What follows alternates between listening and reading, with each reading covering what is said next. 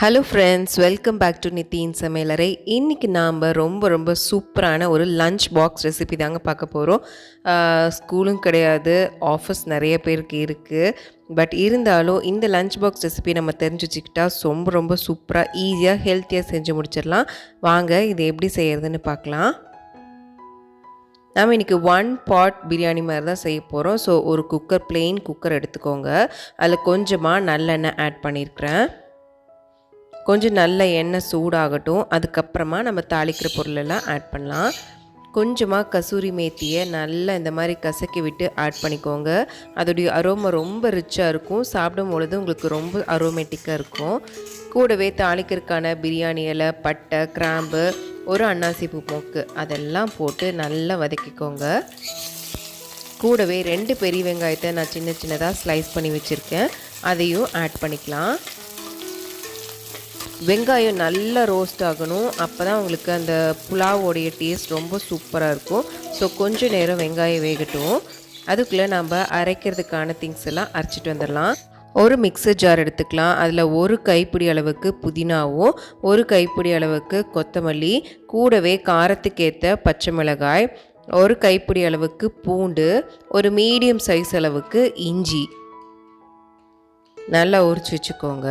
கூடவே ஒரே ஒரு தக்காளி, இது எல்லாத்தையுமே போட்டு கொஞ்சமாக தண்ணி ஆட் பண்ணி நல்ல ஒரு பேஸ்ட் கன்சிஸ்டன்சிக்கு இந்த மாதிரி அரைச்சி வச்சுக்கலாம். இது ரொம்ப ஹெல்த்தியான ஈஸியான ஒரு புலாவ். ஸோ மிஸ் பண்ணாமல் இதை செஞ்சு பாருங்கள். இப்போ நம்மளுக்கு வெங்காயம் நல்லா ரோஸ்ட் ஆயிடுச்சு. இப்போ நம்ம அரைச்சி வச்சுருக்கிற பேஸ்ட்டை இது கூடவே ஆட் பண்ணிக்கோங்க. இந்த பேஸ்ட் கொஞ்சம் பச்சை வாசம் போகிற வரைக்கும் ஒரு 5 மினிட்ஸ் கொஞ்சம் நல்லா வதக்கிக்கலாம். அதுக்கப்புறமா நம்ம சுண்டல் ஆட் பண்ண போகிறோம். இது ரொம்ப ஹெல்த்தியான ஈஸியான ஒரு ரெசிபி. ரொம்ப டக்குன்னு செஞ்சு முடிச்சிடலாம். அதே சமயம் ஹெல்த்தியாக நம்ம குழந்தைங்களுக்கு கொடுத்த ஒரு சாட்டிஸ்ஃபேக்ஷனும் இருக்கும். ஸோ கருப்பு சுண்டல் ரொம்பவே ஹெல்த்தியானதுன்னு எல்லாத்துக்குமே தெரியும். அதில் இந்த மாதிரி ஒரு புலாவ் செஞ்சு கொடுத்து பாருங்கள், ரொம்ப டேஸ்டியாக இருக்கும். கூடவே கொஞ்சம் மஞ்சத்தூள் ஆட் பண்ணிக்கோங்க. மஞ்சத்தூள் ஆட் பண்ணும்பொழுது உங்களுக்கு நல்ல ஒரு க்ரீனிஷ் கலரில் இருக்கும், இல்லைன்னா கொஞ்சம் கருப்படிச்ச மாதிரி ஆயிரும். நான் 1 கப் சுண்டலை நல்லா நைட்டே ஊற வச்சுட்டேன். இப்போ அதை நல்லா வாஷ் பண்ணிவிட்டு தண்ணியெல்லாம் வடித்து வச்சுருக்கேன். இதை இப்போ இந்த மசாலா கூடவே நாம் ஆட் பண்ண போகிறோம். கருப்பு சுண்டலுக்கு பதிலாக நீங்கள் வெள்ளை சுண்டலும் கூட ஆட் பண்ணிக்கலாம். பன்னீர் ஃப்ரை பண்ணி கூட ஆட் பண்ணிக்கலாம். சிக்கன் கூட ஆட் பண்ணிக்கலாம். இந்த புலாவுடைய பேஸ் இதுதான். இதுக்குள்ளே நீங்கள் போடுற இன்க்ரீடியன்ட்ஸ் அது உங்களுடைய விஷ். இப்போ சுண்டலையும் ஆட் பண்ணதுக்கப்புறமா நாம் தண்ணி ஆட் பண்ண போகிறோம். நான் 1 டம்ளர் அளவுக்கு அரிசி போட்டிருந்தேன். ஸோ அதில் 1.25 கிளாஸ் அளவுக்கு தண்ணி ஆட் பண்ணிக்கோங்க. நம்ம அரைச்ச பேஸ்ட்லேயே கொஞ்சம் தண்ணியும் இருக்கும். ஸோ உங்களுடைய கன்சிஸ்டன்சிக்கு தகுந்த மாதிரி அட்ஜஸ்ட் பண்ணி நீங்கள் தண்ணி ஆட் பண்ணிக்கோங்க. இப்போ இது கொஞ்சம் நல்லா கொதி வரட்டும். அதுக்கப்புறமா நம்ம ரைஸ் ஆட் பண்ணலாம். நான் 1 டம்ளர் நல்ல பாஸ்மதி ரைஸை சுடுதண்ணியில் ஒரு 1/2 அன் ஹவர் ஊற வச்சுருக்கேன். இது நல்லா வாஷ் பண்ணியாச்சு.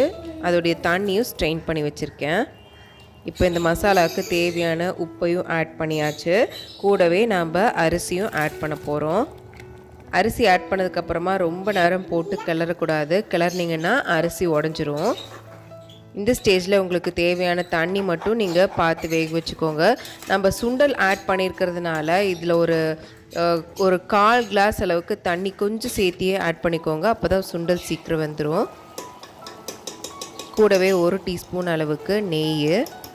அவ்வளோதான், நம்மளுடைய தேவையான இன்க்ரீடியன்ட்ஸ் எல்லாமே ஆட் பண்ணியாச்சு. இது கடைசியாக ஒரே ஒரு டைம் நல்லா கிளறி விட்டுட்டு உப்பு டேஸ்ட் பண்ணிக்கோங்க. உங்களுக்கு வேணும்னா இந்த சமயத்தில் வந்து ஒரு 1/2 லெமனை கூட ஸ்குவீஸ் பண்ணிக்கலாம். அது இன்னும் கொஞ்சம் புளிப்புத்தன்மையை கொடுக்கும். அவ்வளோதான். இப்போ நாம் இதை நல்லா க்ளோஸ் பண்ணி, நான் இன்றைக்கி இந்த சுண்டலையும் ஆட் பண்ணியிருக்கிறதுனால ஒரு 4 விசில் விட போகிறேன். பட் உங்களுக்கு ரைஸ் குலையாது. ஸோ சுண்டல் வேகணும், அதனால் 4 விசில் விட்டு எடுக்க போகிறேன். இப்போ பாருங்கள், நான் 4 விசில் விட்டு ஆஃப் பண்ணியாச்சு.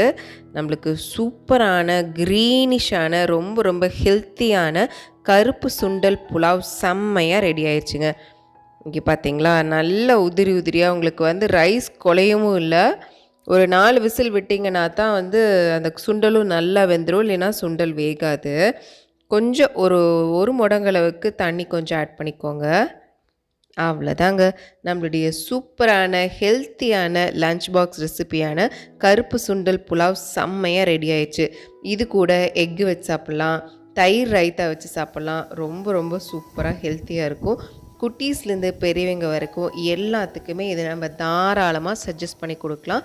ரொம்ப ரொம்ப ஒரு ஹெல்த்தியான ரெசிபி. உங்கள் ஃப்ரெண்ட்ஸ்க்கும் இதை ஷேர் பண்ணுங்கள். பிடிச்சிருந்தா நித்தியின் சமையலறை சேனலை சப்ஸ்கிரைப் பண்ணிக்கோங்க. நம்ம சேனலை நீங்கள் ஃபர்ஸ்ட் டைம் பார்க்குறீங்க அப்படின்னாலும் சப்ஸ்கிரைப் பண்ணிக்கோங்க. மேலும் உங்களுக்காக சூப்பரான வீடியோஸ் மற்றும் vlogs எல்லாமே காத்திருக்கு. ஸோ மிஸ் பண்ணாமல் நம்ம ரெசிபியை இவ்வளோ நேரம் பார்த்தவங்க எல்லாத்துக்குமே ரொம்ப ரொம்ப நன்றி. மீண்டும் உங்களை ஒரு சூப்பரான வீடியோவில் நான் சந்திக்கிறேன். அது வரைக்கும் டாட்டா பாய்.